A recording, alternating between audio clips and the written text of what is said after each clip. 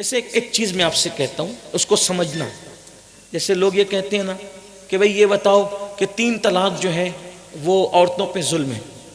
ٹھیک، اب ان کا یہ کہنا ہمارے بچے فوراً متاثر ہو جاتے ہیں. ہاں یار، یہ 3 طلاق عورت کو دی جاتی ہے تو معاذ اللہ یہ تو ظلم ہے. گئے آپ کے بچے کام سے. لیکن اگر اس کے بیک گراؤنڈ میں آپ جائیں نا تو آپ کو پتہ چلے گا کہ 3 طلاق عورت پہ ظلم نہیں ہے. یہ عورت کو جو ہے، عورت پہ ظلم نہیں ہے، عورت پہ احسان ہے. کیوں؟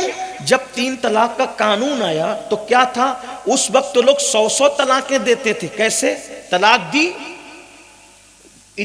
مدت ختم ہونے والی تھی، پھر رجوع کر لیا، پھر لٹکا دیا طلاق دے کے، پھر رجوع کر لیا، پھر لٹکا دیا طلاق دے کے، پھر رجوع کر لیا. ایک آدمی 100 بار طلاق دے دے کر لٹکاتا تھا. نہ وہ بیوی بن کے رہ سکتی تھی، نہ مکمل طلاق دیتے تھے کہ اور جگہ کہیں پر عدت گزارنے کے بعد شادی کر لیں. ایسے لٹکا کر رکھتے تھے عورتوں کو، جانوروں سے بدترین ان پہ زندگی کر رکھی تھی. اسلام آیا، اسلام نے کہا ایسے نہیں چلے گا. الطلاق مرتان، 2 بار رجوع کرنے کی مدت ہے. 2 بار رجوع کیا، تیسری بار رجوع کرنے کی مدت ختم ہو گئی. اس کے بعد تجھے رجوع کرنے کی کوئی مدت نہیں ملے گی. یاد رکھ، اگر 2 بار رجوع کر چکا، تیسری بار طلاق دے گا تو رجوع کرنے کا معاملہ ہی ختم ہو جائے گا. بولو عورت پر احسان ہوا کہ نہیں؟ اس کے بعد پھر دوسری چیز، میں صرف اشارہ دے رہا ہوں، کوئی تحقیقی بات میں لمبی نہیں کروں گا. 4 عورتیں اسلام میں کیوں ہیں؟ اس کا بیک گراؤنڈ عورتوں پہ ظلم ہے. عورتیں بھی اچھل کے کہہ رہی ہاں ظلم ہے. میں کہتا ہوں اللہ کی بندیوں، احسان ہے. فَانْكِحُوا مَا طَابَ لَكُم مِّنَ النِّسَاءِ مَثْنَىٰ وَثُلَاثَ وَرُبَاعَ فَإِنْ خِفْتُمْ أَلَّا تَعْدِلُوا فَوَاحِدَةً. ان عورتوں سے نکاح کرو جو تمہیں پسند آئیں، 2 3 4. اور اگر ان کے درمیان انصاف نہ کر سکو تو صرف ایک ہی کرنا. یہ حکم کب آیا؟ کب آیا پتہ ہے؟ 10 عورتیں ہوتی تھی، 50 عورتیں ہوتی تھی، 100 عورتیں ہوتی تھی، 700 عورتیں ہوتی تھی. یہ حکم آنے سے پہلے جب 700 ہوتی تھی، 900 ہوتی تھی، 10 ہوتی تھی، 50 ہوتی تھی، اسلام آ کر بولتا ہے 700 نہیں کرنا، 10 نہیں کرنا، 20 نہیں کرنا، 50 نہیں کرنا. اسلام نے ان گنت کو 4 پہ لا کے مقید کیا، اور اس 4 میں بھی پھر یہ قید لگائی انصاف کر سکتے ہو تو دوسرا سوچنا، اگر انصاف نہیں کر سکتے ایک ہی پہ اکتفا کرنا. بتاؤ احسان کیا کہ ظلم کیا؟ لیکن یہ کب سمجھ میں آئے گا؟ یہ عنوان نہ آپ سننا چاہتے ہو اور ہم سنا بھی نہیں سکتے کیونکہ آپ اس پر سبحان اللہ بھی نہیں کہہ سکتے، اس لیے یہ عنوان ہے ہی نہیں ایسا. تو کرنا کیا ہے؟ بچوں کو بتاؤ کہ کیا لاجک ہے، بیک گراؤنڈ کیا ہے، پس منظر کیا ہے. وہ جو کہنا چاہتا تھا وہ آخری بات یہ، ایک سونار تھا. یہاں بھی لوگ پتھروں کی وہ چلاتے ہیں، مشینیں چلاتے ہیں. ابھی مولانا حامد رضا صاحب، ہمارے علامہ شرف الدین سعدی صاحب اور مفتی آصف صاحب ہمارے ساتھ، بلکہ ہم ان کے ساتھ آئے تو وہ مولانا معین صاحب پتھروں پہ بات کر رہے تھے تو انہوں نے پتھروں کی پٹاپٹ قسمیں بتانی شروع کی تو ہمارے تو سب سر کے اوپر سے گئی.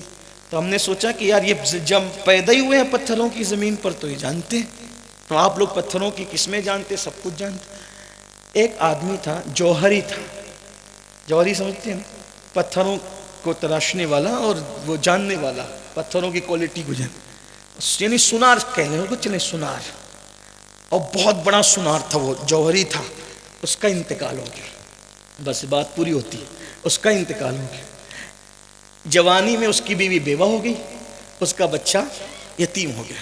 جب بیوی بیوہ ہوئی اور بچہ یتیم ہو گیا تو اب سب دھیرے دھیرے بکنے لگا، سب بک گیا، ختم ہو گیا، سب ختم ہو گیا. تو ایک دن ماں نے بیٹے سے کہا بیٹا گھر میں ایک بہت قیمتی ہار پڑا ہوا ہے. اب سونار کی بیوی سونار یہ تھوڑی ہوتا بھائی، مولانا کی بیوی، مولانا صاحب بہت بڑے مولانا ہوتے، کبھی کبھی بیوی کو کچھ بھی نہیں آتا. ایسا بھی ہو سکتا ہے، بیچاری بولی والی، وہ تو روٹی برتن جھاڑو کرنا جانے، وہ کیا جانے. تو ایسے وہ تو سونار صاحب بہت بڑے سونار تھے، بیوی کو کچھ نہیں آتا. تو اس نے کیا کہہ دیا، بیٹا ایک بہت قیمتی ہار تیرے ابا چھوڑ کر کے مرے ہیں، جا تیرے چچا بڑے سونار ہیں، یہ ہار لے کے جا اور تیرے چچا کو بولنا ہار یہ بڑا قیمتی ہے چچا، اس کی کیا قیمت دو گے؟ بیٹا اتنا قیمتی ہے نا، اگر اس کی قیمت صحیح مل گئی ہم ایک نئی دکان پھر سے شروع کر لیں گے. وہ بچہ تھا، کچھ نہیں جانتا تھا، وہ بھی چچا کے پاس ہار لے کے پہنچا گا. چچا میری امی کہتی ہے ابا نے بڑا قیمتی ہار چھوڑا ہے، اگر صحیح قیمت مل گئی تو ہم ایک نئی دکان شروع کر دیں گے. چچا تھا ہوشیار، دیانت دار، ایماندار. اس نے کہا بیٹا یہ ہار تم جتنا سوچ رہے ہو نا اس سے بہت قیمتی ہے یہ ہار، تم جتنا سوچ رہے ہو اس سے بہت قیمتی ہے بیٹا، لیکن ابھی وہ وقت نہیں آیا کہ یہ ہار بکے، کیونکہ اگر بک جائے گا قیمت آ جائے گی، دکان کھولو گے تو چلائے گا کون؟ تمہیں تو کچھ آتا ہی نہیں۔ تو ایک کام کرو، تم میرے یہاں نوکری کرو، میں تم کو سناری کا فن سکھا دوں گا، جوہری کا فن سکھا دوں گا، عمر بھی بڑھ جائے گی اور تمہیں ابھی پیسوں کی ضرورت ہے تو میں تمہیں تنخواہ دوں گا، اچھی تنخواہ دوں گا، تیرا گھر چلتا رہے گا، تو بڑا ہو جائے گا، جوہری بن جائے گا، پھر اس وقت ہم وہ ہار بیچیں گے اور ایک نئی دکان اچھی سی بنائیں گے، پھر تم اس کو چلانا۔ اس کے دماغ میں بات بیٹھ گئی، وہ لے گئے ہار، چھپا دیا، اس نے رکھ دیا، چچا کی دکان پہ آتا رہا، چچا پوری ایمانداری کے ساتھ اس کو جوہری کا فن سکھاتا رہا۔ جب وہ بڑا ہو گیا، جوان ہو گیا، تو ایک دن چچا نے کہا بیٹا ذرا وہ ہار جو تم چند سال پہلے لائے تھے نا، وہ ہار لاؤ نا، بڑا قیمتی تھا نا وہ ہار، ہم اس کو بیچ کے دکان بنائیں گے۔ اس نے کہا ارے چھوڑو چچا اس ہار کی بات، ارے نہیں لاتے کیوں نہیں؟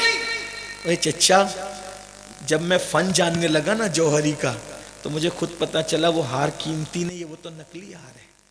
بولے بیٹا اسی دن کا انتظار تھا، اگر میں اس دن کہتا نا یہ ہار نقلی ہے تو کہتا کہ یتیمی کا ناجائز فائدہ چچا اٹھا رہا ہے اور میرے بچپنے کا ناجائز فائدہ اٹھا کر کے یہ سب کچھ کر رہا ہے، تو میں نے تجھے اس دن منع نہیں کیا، میں نے تجھے ایجوکیشن دیا جوہری کا، جب تجھے خود آنکھ مل جائے گی تو تو خود پہچانے گا اصلی اور نقلی کیا ہے۔ بس یہی چاہتا ہوں ہمارے بچے اصل اور نقل مذہب میں فرق نہیں کر پا رہے ہیں، اصل اور نقل و مسلک میں فرق نہیں کر پا رہے ہیں، سچائی اور جھوٹ میں فرق نہیں کر پا رہے ہیں۔ ان ننھے سے معصوم بچوں کو ایجوکیشن دے دو، ان کو آنکھ دے دو، ان کو نظر دے دو تاکہ یہ سچائی پہچان سکے۔ جس دن ان کو سچائی کا علم مل جائے تب ان کو پتا چلے گا دنیا میں اسلام جیسا کوئی مذہب نہیں ہے، قرآن جیسی کوئی کتاب نہیں ہے، شریعت مصطفیٰ جیسا کوئی قانون نہیں ہے انشاءاللہ، اور اہل سنت جیسا کوئی مسلک نہیں ہے انشاءاللہ۔ پھر دیکھنا بہاریں ہی بہاریں ہوگی، لیکن یہ ذمہ داری اپنی ہے۔ اللہ ہم سب کو توفیق بخشے۔